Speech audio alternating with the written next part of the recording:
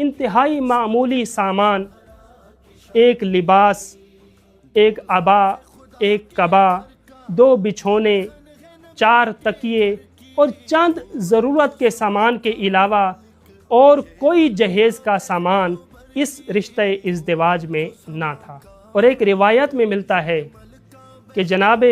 زہرا سلام اللہ علیہا نے اپنے بابا سے عرض کی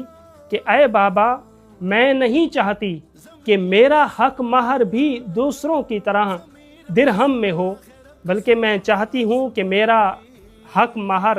اس دنیا میں نہ ہو، بلکہ میرا حق مہر آپ کی امت میں سے گناہ گاروں کی شفاعت ہو۔ تو جبرائیل امین ریشم کے ایک ٹکڑے پر اللہ کی طرف سے ایک پیغام لے کر آتے ہیں اور رسول کائنات کو فرماتے ہیں، اے رسول اللہ، اللہ نے آپ کی بیٹی جناب زہرا سلام اللہ علیہا کا حق مہر